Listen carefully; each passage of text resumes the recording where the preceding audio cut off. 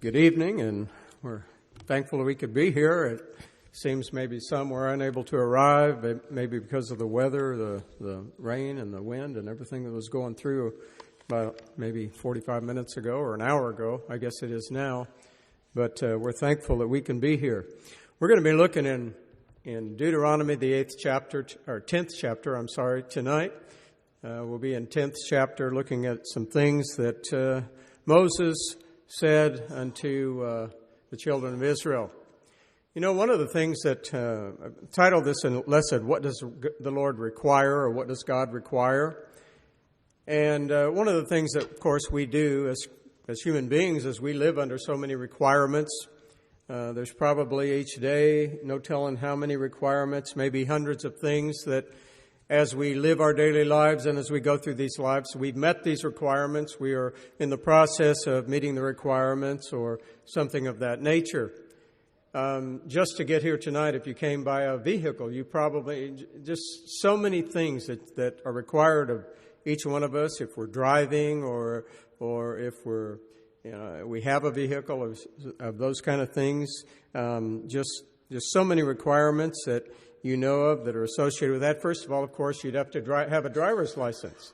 That's one of the requirements. And you can't just go down now and just say, well, I would like to have a driver's license. There has to be tests. There has to be a driving test. There's written tests. And maybe if you have a license or want a license for a specific kind of a vehicle, you have to have certain tests and certain requirements. For example, the church bus that's out there, there are certain requirements in order to get a CDL to be able to drive that vehicle.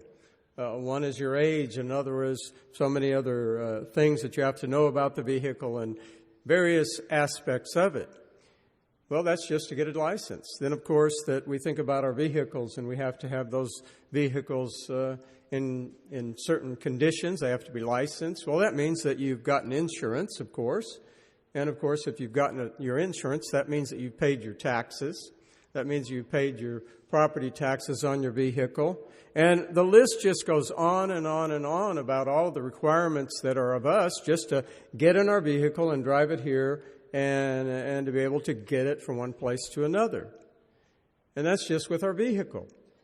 Because probably as you were coming, you probably went by a sign that gave you some instructions. Maybe the sign said stop, or maybe the sign said there was a curve, or the sign said speed limit 65, or the sign said speed limit 40. And you maybe came to a signal light, and that light was red, yellow, or green. Maybe it had an arrow. And so you have to, in the process of driving, and to qualify to drive, and to qualify to have your vehicle, to qualify to have it on the road in the state of Arkansas, then you've got to follow all these other requirements just to go from one place to the next. And it goes on. Of course, maybe you would like to have a job. But what are the requirements for that job?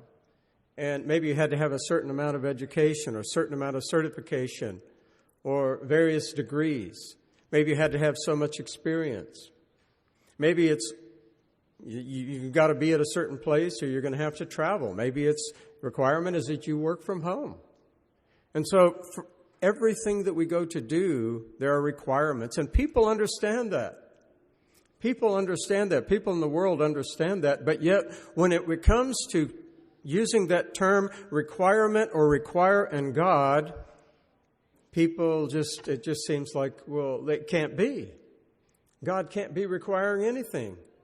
But as we turn to the passage this evening from Deuteronomy chapter 10, we notice here that it says, and I'm reading from the New King James Version, that as Moses was speaking to the people, he says, "And now Israel, what does the Lord your God require of you?"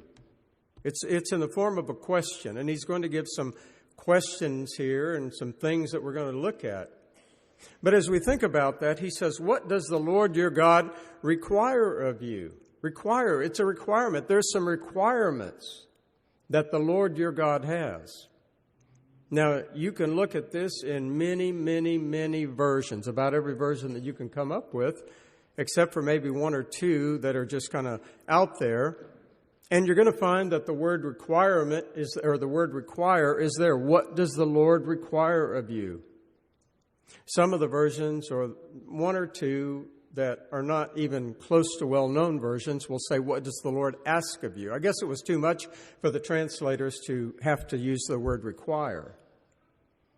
But when there's a predominance of the translations over and over that say, what does the Lord require of you? Those translators are in agreement that that this is what Moses was saying. What does he require of you, children of Israel?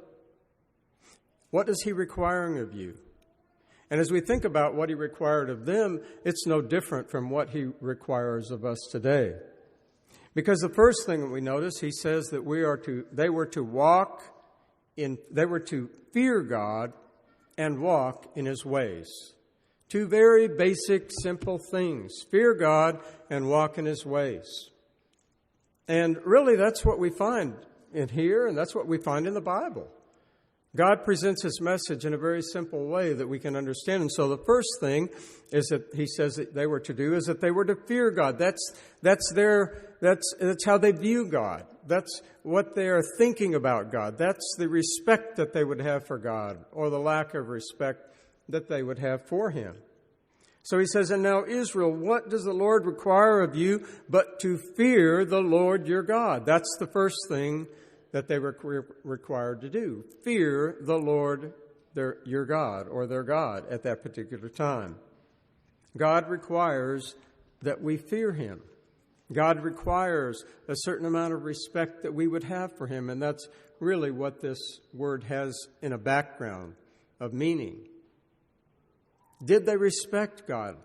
Did they have a respect for the Lord their God? And that always, of course, leads to how does that respect shown? How is that respect seen? But what does the Lord your God require of you? Well, he requires that you to fear him. Now, these words were being spoken or written to the children of Israel as they were about to go into the land of Canaan. And they would go into the land of Canaan, and they would be among many other nations. Many of the nations, and just about probably all of those nations had made their own gods. They had made their own deities. They'd made their own gods, and they'd made their own statues and emblems and idols and all of these kind of things. And so, as they would go into the promised land, they would see that the gods of the people required nothing. The gods of the people required nothing because the gods of the people were made by the people. But because their God, the God of Israel, they were made by him, God could require. Now, when they would go into the land of Israel, they would see that these different idols, and they might see an idol of a God with 2 heads, or they might see an idol of a God with 10 arms, or they might see an idol of a God with no head, or they might see an idol of a God with a head of a person but the body of an animal, such as a lion or whatever kind of an animal. And that's what they were requiring out of their gods. You see, when they made their own gods, then they could require something from their God. They could say, well, my God's going to be made out of stone. My God's going to be made out of wood. My God's going to be made out of a brick. My God's going to look like an animal. My God's going to look like a bird. My God's going to look like this or that or the other. My God will have 10 arms. My God will have 6 legs. It's what they were requiring out of their gods. But God says, the creator of us and the maker of us, he says, I'm requiring something of you. And so we can easily see then that the children of Israel, as they would go into the promised land, needed to understand that it was not, as they would see people and all of these nations requiring something of their gods because they had made the gods, it would not be that way with them. They would live because God was requiring something of them. And the first thing that he says here is that they needed to fear the Lord your God. They needed to have an element of respect for him. And he had done so much for them already. He had brought them out of Egypt, and that theme is seen over and over, even into the New Testament, as the Apostle Paul was preaching and teaching, and he would go into the synagogues the lessons that would be presented so many times, such as in Acts the 13th chapter and various other places, he would begin to talk about what the Lord your God has done, how he brought you out of Egypt, and how he then on to the land of Canaan. Because God had done so much for them. And God could require. So the world, of course, needs to understand that, yes, God can require. Now, if the world wants to make its own gods, which it had done, then it can require something of its gods, of its own gods. It can require that those gods of the soccer team, the soccer play on Sunday afternoon or Sunday morning if they want at 10 o'clock. They can require that their god of recreation can take place whenever they want to. Well, yeah, my god of recreation can be at Sunday morning at 10 o'clock. And on it can go. But it's the same thing when we think about man-made churches, man-made religions, but we get it all down to man-made churches. God requires. What does the Lord your God require of you? Moses was asking the people. And he says, first is fear God. And God would ask us today, what does the Lord your God require? Or he would ask, what does the Lord your God require of you as the children of God? And that's the question. What does he require of us? Now, we turn that around and we say, well, what did the people who invented their own gods require of their gods? And so we could say and bring that over to now is what do the people today that make their own churches require of their churches? You see, they can require something of their church because they made their church. They can require, that their church teach this. They can require that their church not teach a certain doctrine or teaching. They can require that the church not meet on Sunday or meet on Sunday. They can require that their church partake of the Lord's Supper or not partake of the Lord's Supper. And the list could go on because it's their church. It's a church that's been invented by men. And when a church has been invented by men, they can require something out of that church.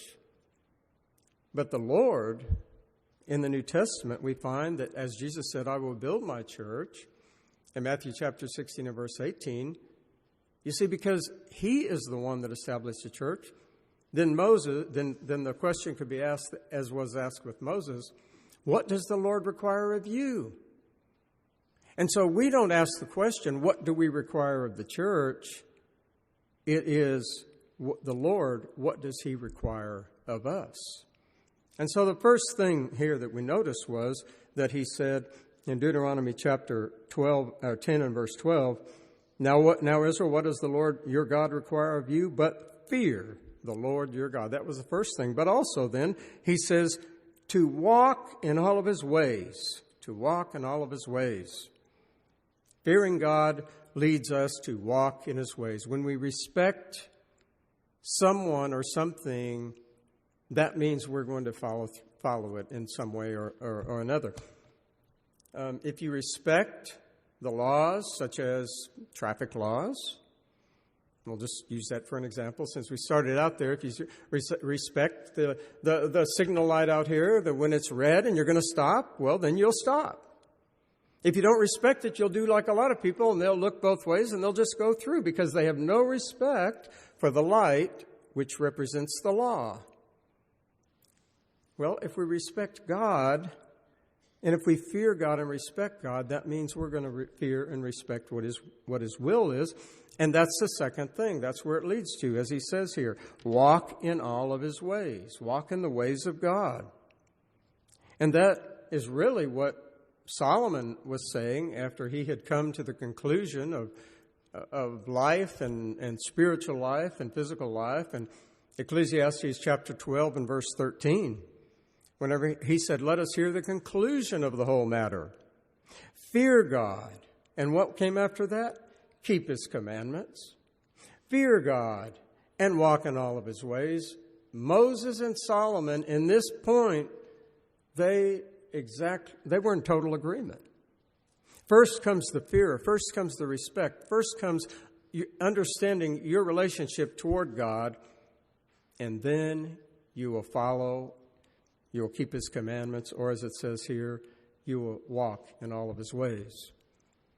That's the reason, of course, that the world cannot follow in the ways of God, or cannot keep his commandments, or cannot walk in the ways, because you've got to fear God first. There has to be a respect for God, for who he is, for what he's done, for what he does for us.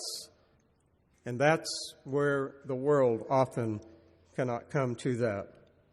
But as we go back, we look in Moses knew a problem could exist, and we go back to chapter 8 for a moment. And in chapter 8, beginning in verse 11 through 14, he knew that there would be this temptation as they got into the land of Canaan to be enjoying what God had blessed them with and then forget about God. He says, beware that you do not forget the Lord your God, not keeping his commandments, his judgments, his statutes, which I command you today, lest when you have eaten and are full and have built beautiful houses and dwell in them, and when your herbs and your flocks multiply, and your silver and your gold are multiplied, and all that you have is multiplied, when your heart is lifted up and you forget the Lord your God, who brought you out of the land of Egypt from the house of bondage. It's so easy to forget. It's so easy to forget when things are going well. How many people have really, in many cases, grown up in very difficult situations and dire situations as children or as young people, maybe not having anything, maybe not having material things. And during that time, their thoughts were upon God. But the moment that they had a good paying job, and the moment they had a new car or a new truck or a new house or a new this or a new that, immediately they begin to forget about God. And you've seen it. We've seen it. You've seen it. Someone is in the hospital and they're in a very down and out situation. They're maybe even close to dying. And, they're thinking about God and pray for me and do this for me and that for me. And, when I get out, I'm going to... But then when they leave the hospital, there's no thought of God because now they're well. And it's the same situation that Moses knew or thought that the children of Israel would find themselves in. Whenever they had things going well for them, they would forget about God. And that's why he reminded them to walk in all the ways of God. Walk in all the ways of God, and they needed to do it in a right way, and that was from the heart. Paul reminded the Romans of how they had obeyed the gospel from the heart in Romans chapter 6 and verse 17. And he will mention that here. Moses will mention that here in just a little bit as well. But so the first thing that we notice here is that he said they needed to fear God and walk in all of his ways. But then he continues on. He says they need to love and serve God, because that too, that's the logical conclusion, or that's the logical end of it all. He says, and now Israel, what does the Lord your God require of you? But to fear the Lord your God, to walk in all of his ways, and to love him. To love him. How do we know that we should love God? Well, we can know God exists, and Paul tells us that in Romans chapter 1. We can know that God exists because of what has been created. And that tells us of the goodness of God. But as far as being a human being, and as far as who we are, we need information. And we need to know about God and what he's done for us in a far deeper way than just simply, he created this world. And so John writes about that in 1 John chapter 4 and verse 19. John says, we love him because he first loved us. And Jesus explained how he first loved us in John chapter 3 and verse 16, of course, for God so loved the world and gave his only begotten Son. And that's what Moses is trying to do here, and that's what he's been doing throughout throughout the book of Deuteronomy, as well as reminding them over and over, not just that God is a creator, and not just that God is some God that has created this world, but also God is a God who has taken care of them, and He has loved them, and He has provided for them, and He has saved them from it's coming in Spanish and not in English for some reason, I don't know why, but from slavery. I want to say it in Spanish. From slavery. They were slaves in Egypt, and God had saved them from that slavery. And in the same way, of course, for us, He saves us from the slavery of sin, as is seen in Romans chapter 6 and various other passages. Jesus said in John chapter 14 and verse 15, that if we love Him, we will keep His commandments. And that's really what Moses was saying as well. You need to fear God. You need to walk in His ways. You need to love God. And loving God is doing His will. Loving God is keeping His commandments. And they had His commandments. Keeping the commandments of God. I know that's something that the world doesn't want to hear, just like the world doesn't want to hear, what does the Lord your God require of you? Because no one wants to be required to do anything. But the Lord requires us, and then we can keep His commandments because of the love that He has demonstrated and shown toward us. That's what Moses was saying, in other words, and that's what, of course, we find in the New Testament as well. Loving Him and keeping His commandments. Loving God because we've decided to. He decided to love us as our Creator, as the one who has given us life. He made the decision to love us, and He made the decision to send His Son to this world so that we might be saved. And we make a decision to love Him. But communication has been the key. You remember Peter wrote in 2 Peter chapter 5 and 2 and verse 5, when he was talking about Noah and writing of Noah and some other subjects there. And he said Noah, and he refers to him as a preacher of righteousness. Noah was a person who loved God. God loved Noah and extended His grace to him and instructed him how he could save himself and his family, and how really other people could be saved too if they would listen to Noah. Noah was a preacher of righteousness because he was communicating the love of God to the people that lived at that time. The problem was they didn't believe it, or they weren't listening. Or they just didn't want to submit themselves to the requirement. And the requirement for them on that particular occasion, of course, was to get into the ark. But the communication is a key thing, and it's really what we find throughout into the New Testament. And for that reason, we go into all the world and preach the gospel. For that reason, we too take the message of Christ to other people, because it is how God wants us and how He does communicate and wants us to communicate as well. So we need to love Him. And loving Him first involves, in the words that we find in the Old Testament and also in the New Testament, first of all involve a decision that we make, that we're going to follow the will of God. Now, does that involve our emotions? Well, certainly it does. It involves our emotions. I don't know how we can be a Christian without having some emotion. How can we live the Christian life without being emotionally involved in living the Christian life? It's going to take our emotions in order to really live the Christian life and love God. But it's also, first and foremost, a decision that we make that guides our emotions and guides us in that right direction. But as we look here in Deuteronomy chapter 10 and verse 12, we also see that Moses says, and to serve Him. He says, and now, Israel, what does the Lord your God require of you? But to fear the Lord your God, to walk in all of His ways, to love Him, and to serve the Lord your God. How? With all your heart and with all of your soul. That's something that's consistent throughout the Old and the New Testament. With the heart and the soul and the mind, of course, has been added as well in other passages. But we serve. The service. That's an humbling. That's humbling.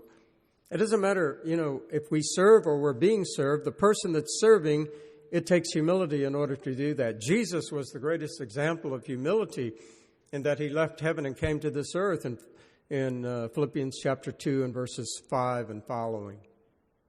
He humbled himself and he came to this earth not to be served, but as he says, to serve. And that's what the children of Israel needed to do as well. They needed to serve the Lord their God. They needed to serve the Lord their God, and it was going to take humility for them to do that. And we need to serve the Lord our God. And service, as we've studied on Sunday nights, it includes our worship to God, but it includes our life. It includes much more. Yes, it includes a time when we come together and we're sitting together and we're worshiping together and singing together and praying together and studying the Word of God together. But also, as we've been studying, it also includes living. And that's how God wanted them to live. That's what He wanted of them, the children of Israel, back even at that time. He didn't just want a Sabbath-only religion for them, but He wanted them to be truly His people each and every day of the week. And that's what He would like for us as well. And that's really what part of service is. And when we serve God humbly, when we do live for Him, and when we work for Him, and it's not wrong to say we work for Him.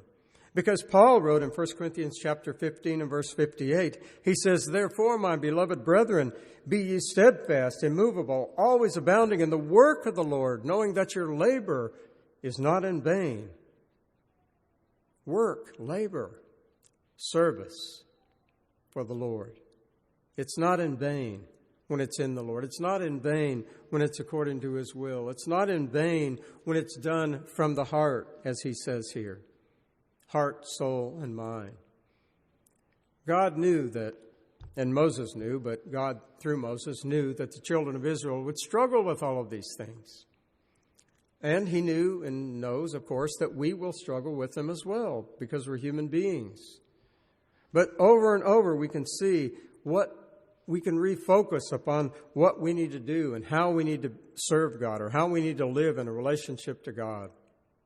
And just 4 things here, as he mentioned, that include so much, and that is, he said to them that they needed to fear the Lord their God. They needed to walk in all of His ways. They needed to love Him, and they needed to serve Him. And what's changed?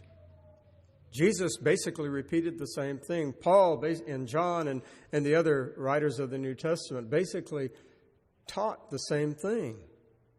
And that's what it is for us as well. We need to do just these basic things. Fearing God, having respect for Him, having respect for His Word, being willing to walk in the way that He has guided us, because He gives the requirements, not us. And love God and serve God. That's what He would desire for us as well as Christians. I'm not saying it's any easier today for us than it was them, or any easier for them than it is for us, because as human beings, we're human beings, whether we live in the 21st century or all of those centuries before Christ. But it is something that has not changed. In that sense, God has not changed, in that He wants us to fear, walk, love, and serve. And that's how we can be pleasing to God. And maybe this evening, you as a individual, you have, if you're not maybe a Christian or you're not a member of the church, that you simply need to make that decision. If you believe that Jesus Christ is the Son of God, and you've repented of your sins, and you're willing to confess His name and to be baptized, immersed in water for the remission of your sins, forgiveness of your sins, then you will begin doing all those things, fearing, walking, loving, and serving. And that's the beginning place. So this evening, if anyone would need to respond in that way or any other way, We invite you to come as we stand and sing.